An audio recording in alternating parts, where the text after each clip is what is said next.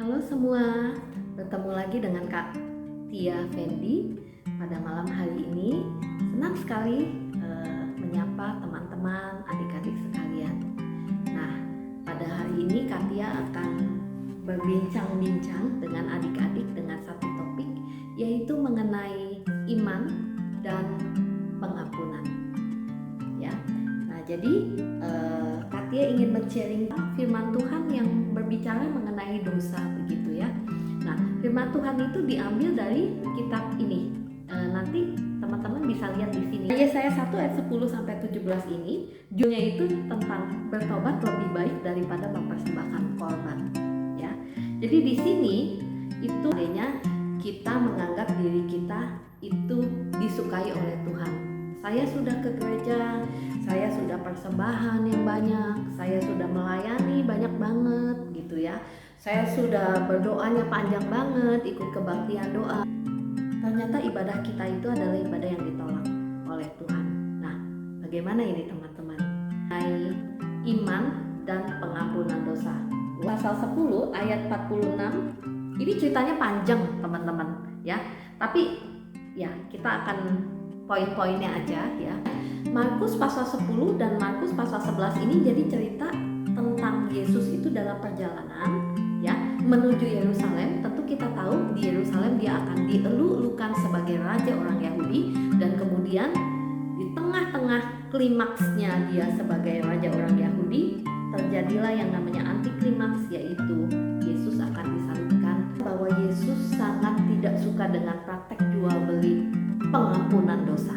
Tuhan Yesus tidak ingin kita memiliki konsep yang salah tentang pengampunan dosa.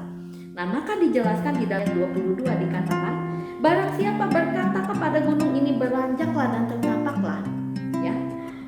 Kalau dia tidak bimbang hatinya tetapi percaya bahwa apa yang dikatakannya itu akan terjadi, maka hal itu akan terjadi.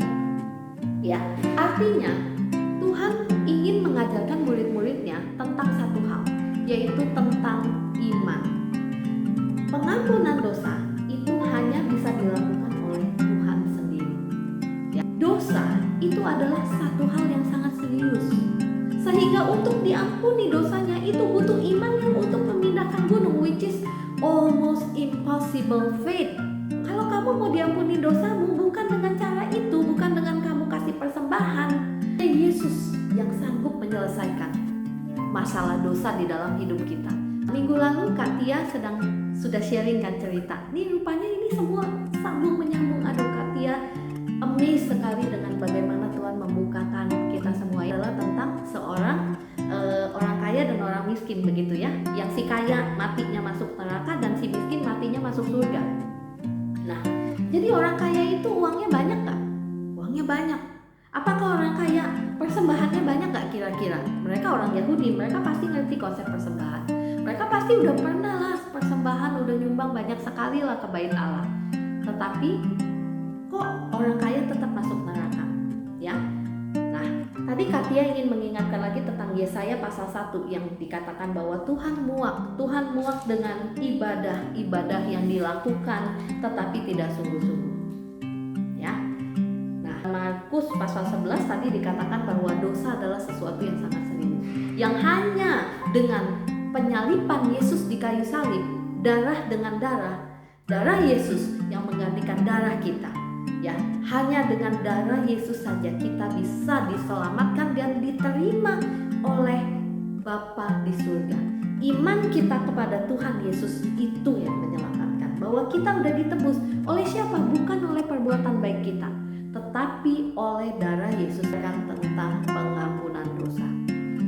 Ya, Tuhan mengatakan kalau kamu ada sesuatu, ya, kamu berdiri untuk berdoa tapi kamu merasa nih kamu ada sesuatu yang masih belum beres hubungan dengan sesamamu, di mana kamu belum ngampunin dosanya dia, maka kamu mendingan pergi dulu. Kita diampuni oleh Allah. Nah, kita juga harus mengampuni orang lain yang bersalah kepada kita. Pengampunan itu adalah satu gaya hidup, ya. Jadi gaya hidup yang sehari-hari kita lakukan. Jadi kalau sebelum berdoa kita kayaknya merasa ada sesuatu kita masih dendam, masih marah sama sesama, ya kita selesaikan. Jangan sampai itu menjadi beban yang menghalangi doa kita kepada Tuhan. Ya, nah demikian firman Tuhan hari ini. Kiranya kita semua boleh mendapatkan